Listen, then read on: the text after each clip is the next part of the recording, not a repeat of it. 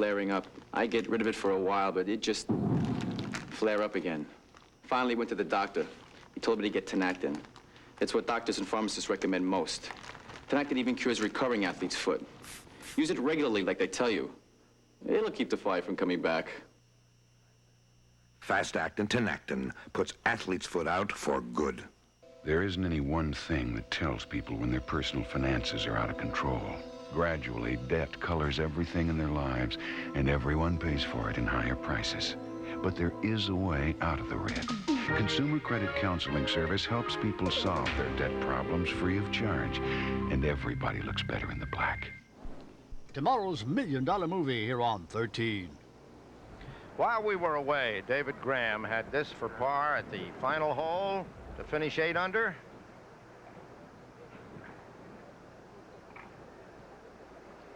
Yes, he did, for a score of 272, 8 under par, and he is the leader in the hotel at the moment. 4 consistent rounds there, all under 70. Par 70 here. David Graham is, without a doubt, one of the finest players in the game in the last 10, 15 years, and he just seems to roll along. He's worked very hard on his game, and it seems to be coming around for him. Here's the 16th green. Here is the leader on the course, 10 under, Bruce Litsky, to improve it. This might be it, too, because he is very calm. Makes this one a nice cushion to have. Pulled it, looked like. Oh, dear. Strong suit has never been putting, but could have given him a little breathing room there. Ben Crenshaw, the 17th tee. What'd you hit here, Peter? 3-iron, as hard as I could hit it. Put it in the middle of the green, which was where I was aiming. Very difficult shot, Peter, with that wind coming hard from the left. Ben has taken a 3-iron also. He needs to be aggressive here. Very good shot.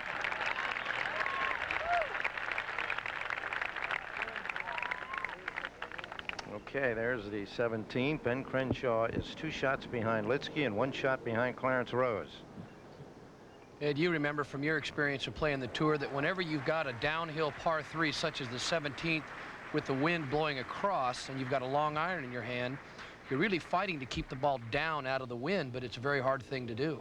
Well, it is. You know, the temptation is to throw the ball up in the air to stop it, but you don't want to do that. Clarence Rose with a 3-iron also. Stay there. Hold your line. Hold your line. Come on. Stay right there. No. Two very good shots. His nerves seem to be in excellent shape. Well, he was in a good mood when I talked to him this morning. Clarence Rose, excuse me, Ed, Clarence Rose seems to me to be one of the most solid players we've had over the last 5 or 6 years, but he just seems, when he gets into contention, he just hasn't been able to figure out winning, getting the ball in the hole. But a lot of the young players on tour that we have today, they're really maturing, and being in contention like this and sometimes faltering, you can really learn how to play by doing that. It's what little Sluman will be going through when he finishes the round. Just a moment ago at the 18th fairway. 140 yards with a 9-iron. Pin is only 6 over the front left. Oh, excellent shot. Glorious shot. Paul is 7 under, and we'd like to join David Graham and Crenshaw if he makes that putt as the migration heads up toward the home hole, and we'll be right back.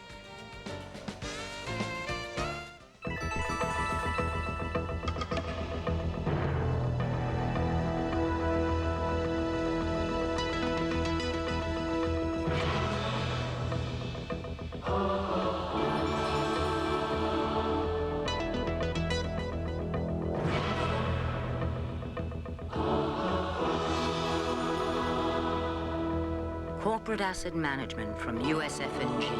Tools for a brave new world. Every night while you're sleeping, UPS is maintaining its status as the only company that delivers overnight to every address coast to coast. And now we guarantee it. Introducing UPS Next Day Air Guaranteed. And because we're so efficient, we'll still do it for up to half what other companies charge, which is guaranteed to cause our competition some sleepless nights. UPS, we run the tightest ship in the shipping business. It's that unique wound-in spin that makes a Titleist DT dance.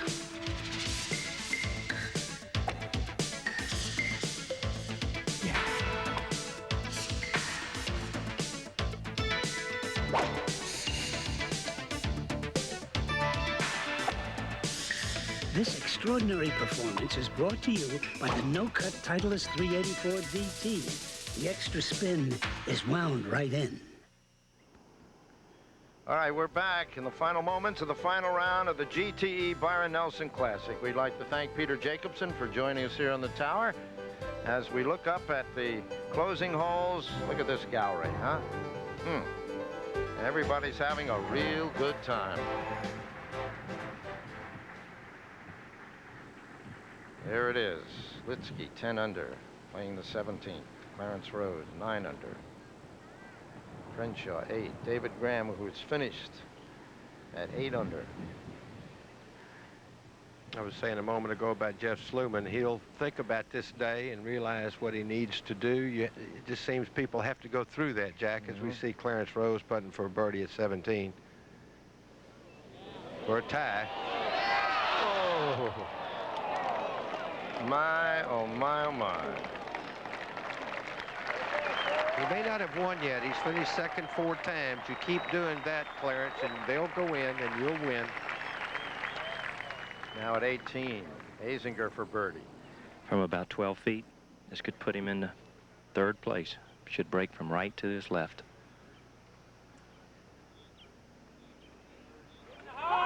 Oh, it looked like just turned off.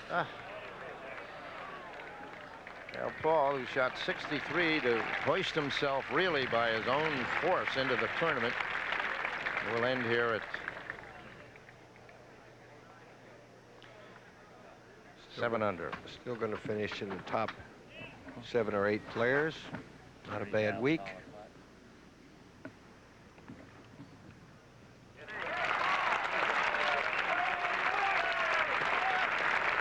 Azinger, 274.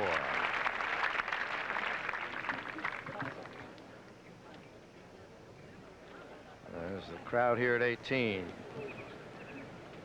Waits the final force. Twosome's coming in. Crenshaw at 17th. Jack, this putt's a little easier than the one Clarence had. There's a little ridge there about halfway to the hole, but it doesn't affect Ben's putt as much as Clarence. He's got to have this one.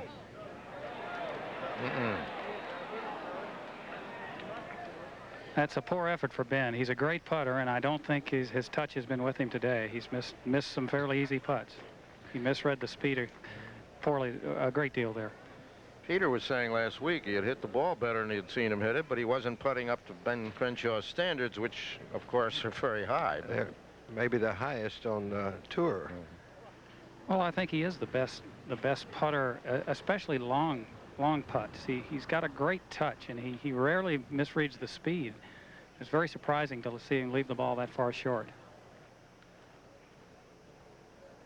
I think there are better short putters in the game. I mean, Watson at his best, I think, was the best putter from 8 feet and under that I'd ever seen. But Ben has a marvelous touch. Don't forget your Ohio State friend there. He could make some putts too. Yeah, Nicholas was okay.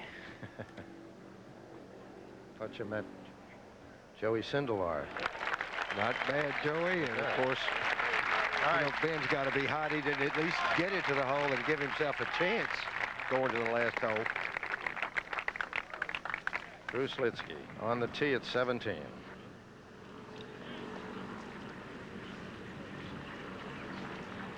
The wind has died just a little out here. It's not blowing quite as hard as it has during the day. Bruce playing from left to right. The wind is coming in his face, but out of the left. I think he's debating between a 3 and a 4 iron.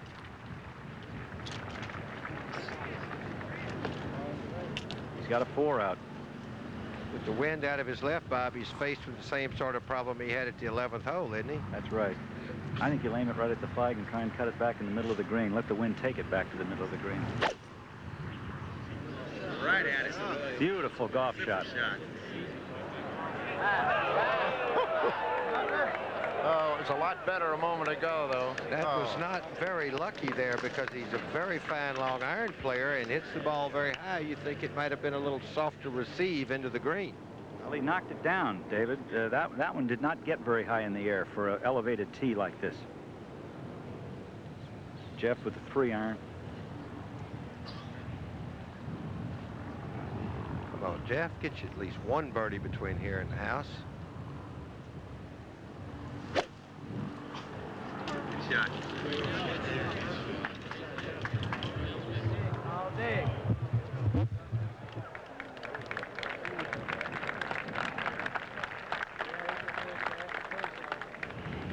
Now we have Ben Crenshaw at the 18th tee. Very tough driving hole, Jack, right against the wind. He's got to have a birdie here to have any kind of a chance.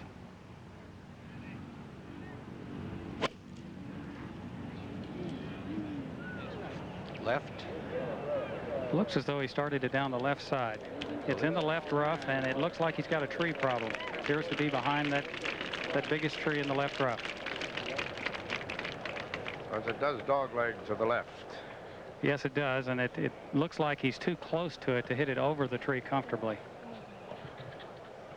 Well, here, look at this gallery now around this final hole. As the last group of the day approaches. Clarence Rose.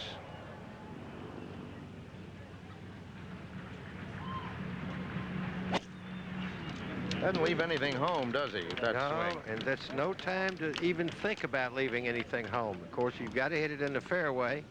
He's hit it down the right side. It looks like it's going to stop in the edge. Very good angle to the pin. All right. Rose at 9 under, Crenshaw at 8 under, Litsky leading at 10 under, and we'll be back to see who the winner is. When you're looking for insurance, look for the symbol of your independent insurance agent. Over 120,000 independent agents throughout America offer you the right car and homeowners insurance, the right business insurance, the right health and life insurance. Independent agents represent several companies, not just one, so they can offer you the right insurance at the right price.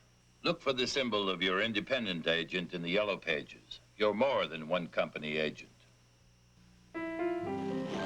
When a child needs our help, we get a club, some spikes, and a ball.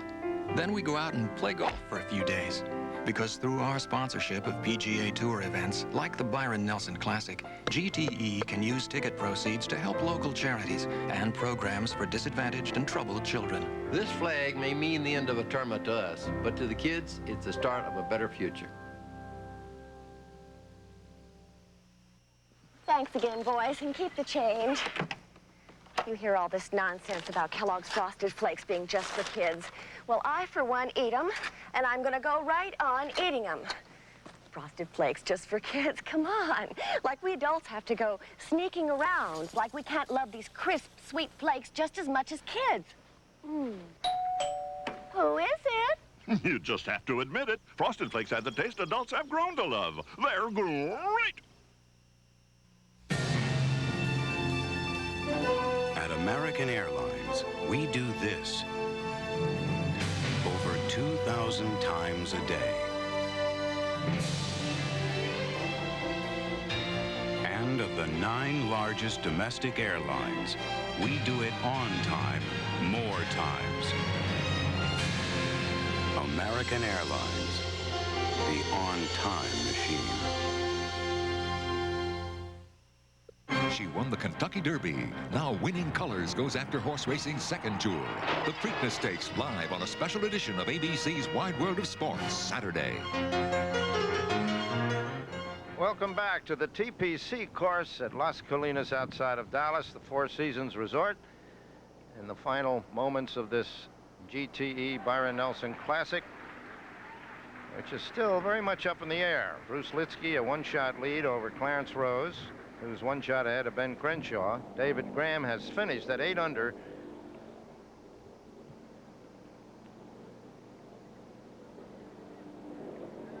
And just a moment ago at the 17th, the par 3, it was Bruce Litsky.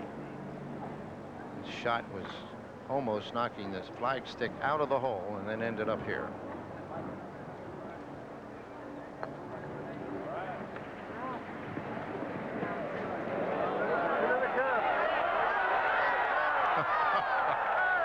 My, oh, my, oh, my, oh. You'll take it, though, because that was very slick going down that hill with a big break to the left. Now Crenshaw at 18. Ed Snead? Jack Ben is better off than I thought. I thought he was a little closer to this tree than he was. He's not going to have a problem with the tree. He's got to get the ball up, but not severely. He can play the shot comfortably.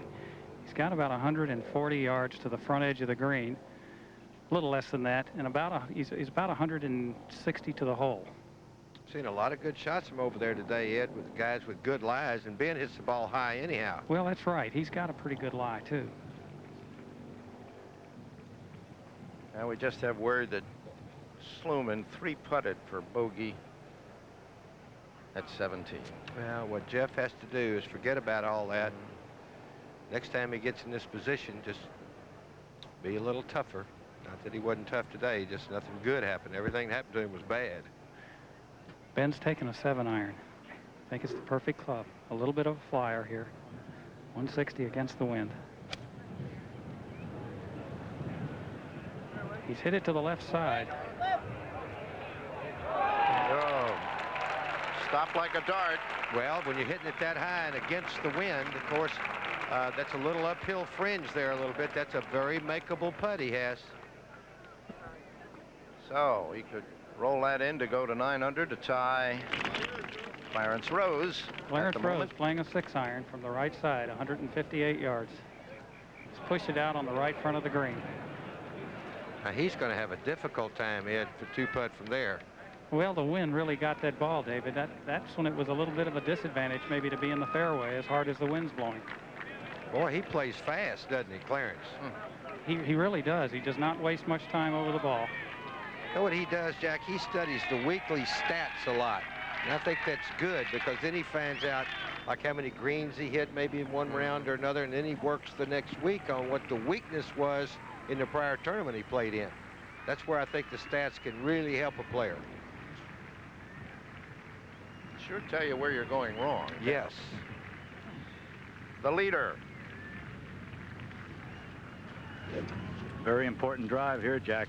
Wants to drive this ball in the fairway.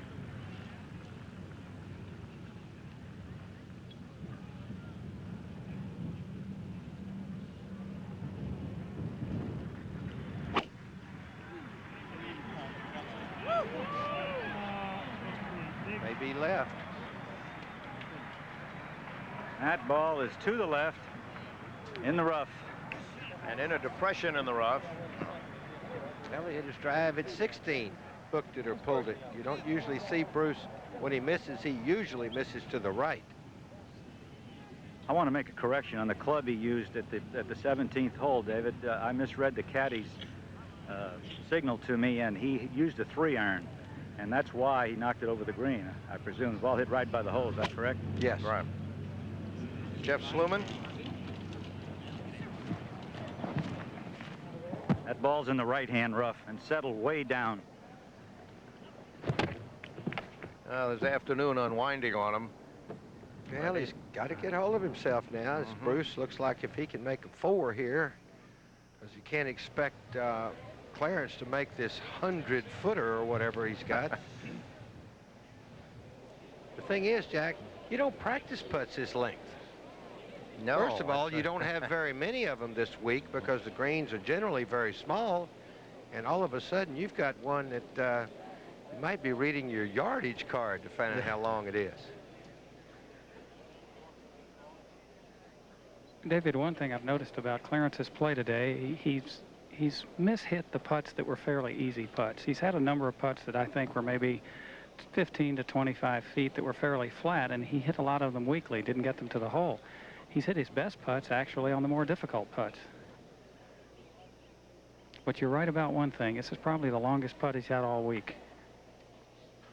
You know, in some courses, Ed, with big greens, you would have done this before.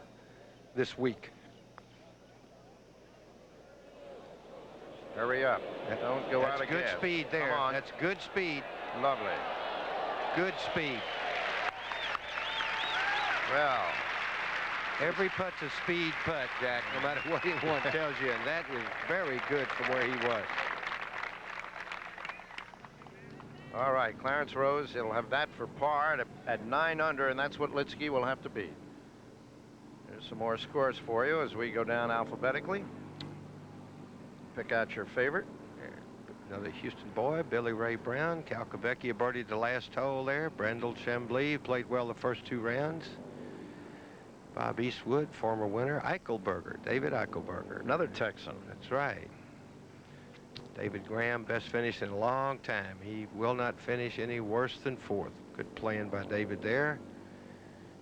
Kenny Knox, another fine young player. Donnie Hammond just got his pilot's license this week. Was trying to borrow Arnold's plane when I saw him earlier. Jody Mudd. Sandy Lyle will be going home now. Won't be back over here till Westchester a week before they open. Dan Poe, long hitter. Bill Sander, former amateur champion. Larry Rinker of the Golfing Rinkers.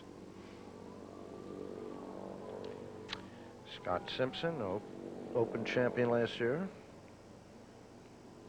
O'Toole, good player. Leonard Thompson, Trevino, big favorite here when he came up. Big applause for Trevino when he finished. All right, the 18th. Dogleg left up here.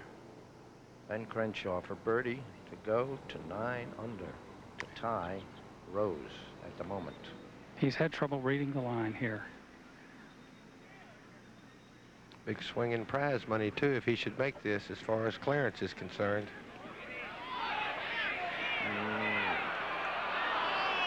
Didn't come close. Well, Ben makes that. Going to finish 3rd. Add to David Graham. We'll get about 42,000 apiece. Not a bad week. But he wants to win. Yes. And has won here before, as a matter of fact. Not at this particular course, but has won the Nelson 1983. Now, Rose now to keep at 9 under, this for par. To keep himself in 2nd place and with a chance maybe for a playoff.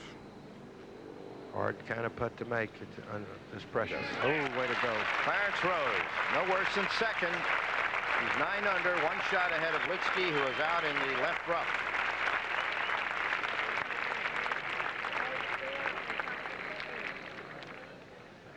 The spectators up in the Four Seasons Hotel, which is a great vantage point for the 18th green, and Jeff Sluman, right rough. 165 yards with a 6-iron. That's about where he was yesterday, Bob. Came out low and running. Hold up, Jeff. Steady.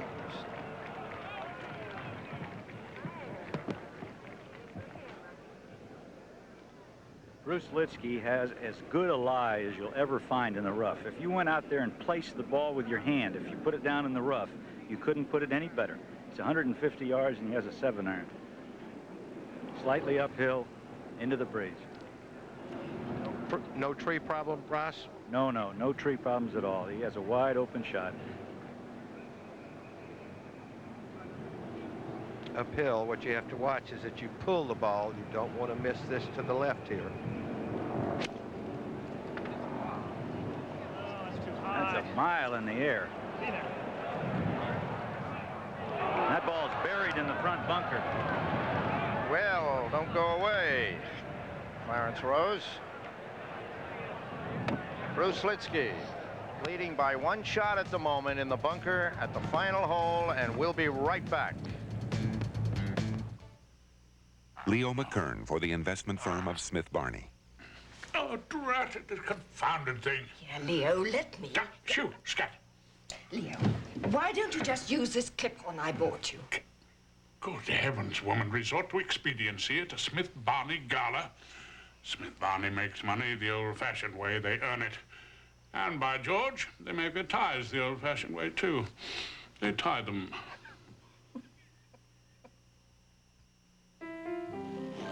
When a child needs our help, we get a club, some spikes, and a ball.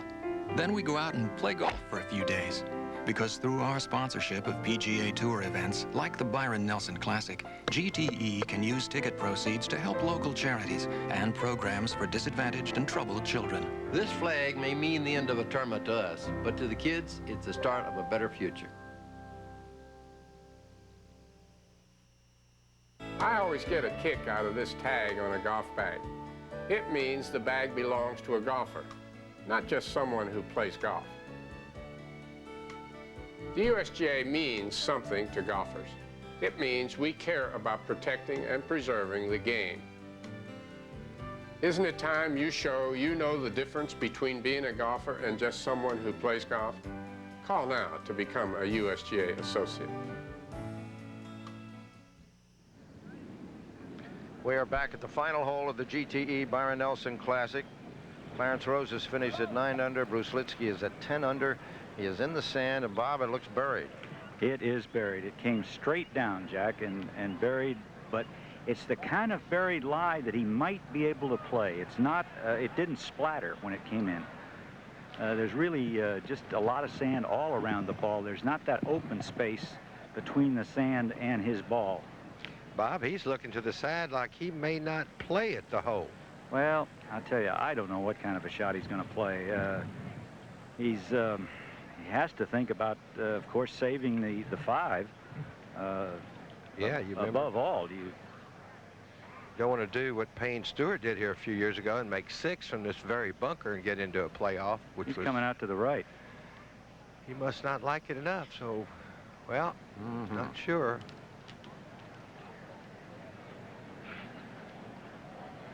Clarence Rose, the scoring tent, and rather interested onlooker. I would think he's very interested. Just like another chance. You don't wish the hard luck on someone else, but you do have to pull for yourself.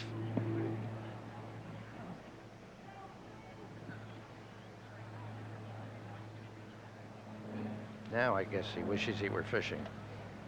Well, every once in a while you get a shot that you just doggone, I don't want to play this, but it's not like bridge. You can't pass. You got to go ahead and play it. He's going to come out to the right. Well, you hate to do that. Now he's playing for a tie. He doesn't want to go there either, but he has to.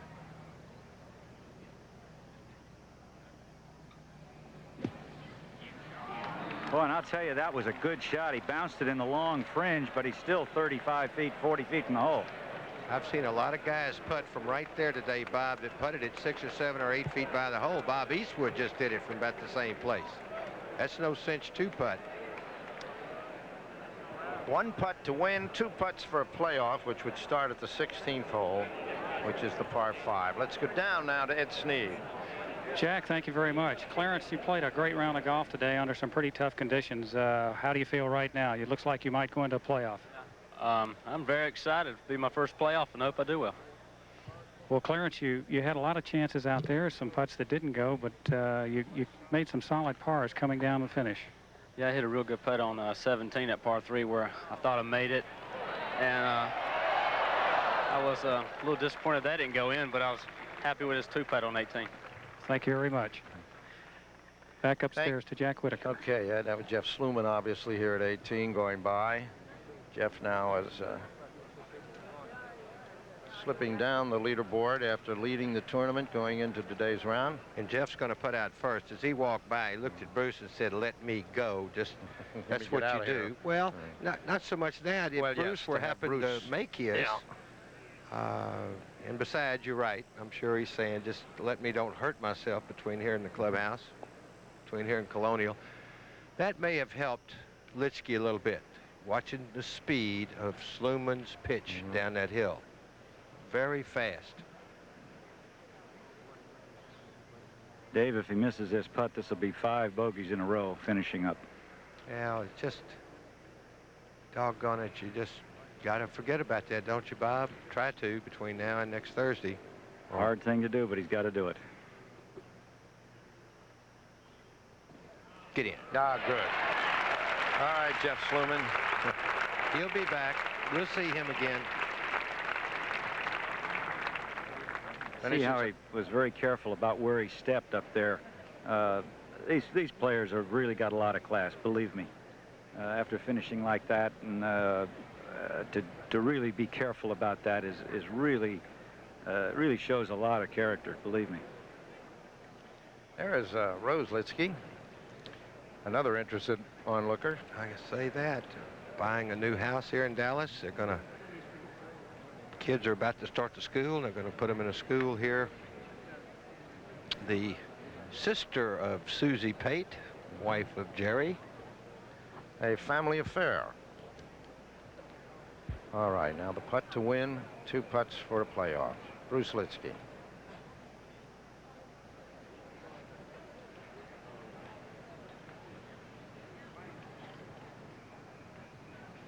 I tell you, Jack, that is lonely out there right now. And it's just you.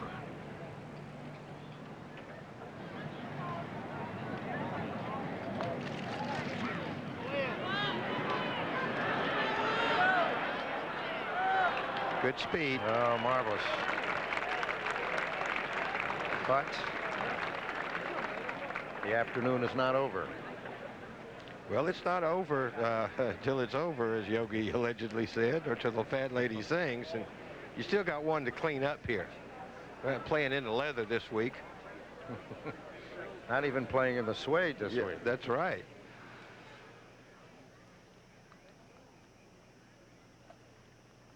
There'll be a playoff. Bruce Litsky and Clarence Rose will begin the playoff at the par 5 16th hole, as Litsky finishes with the final round 70 and a 271 at 9 under. And Clarence Rose finishes at 9 under. Ben Crenshaw and David Graham tied for 3rd at 8 under. So the crowd is going out now to the 16th, as these holes, which are playing very, very difficult, 16, 17, and 18. And we'll return with more golf action after this word from our local stations.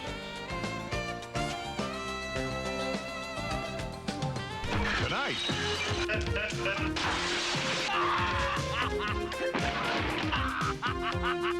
Eddie Murphy, Beverly Hills Cop, tonight. I got my La Tigre shirts at Academy. What's the difference? About $7. La Tigre knit shirts, $9.99 right now at Academy. Where the difference is the price. That's right, Bubba. Sunday night at 10:30, the man of true grit is back, and this time he's met his match. To whom do you think you are talking, Marshal? You is to whom I think I'm talking, sister. Hooray! Marshal Cogburn, you're in.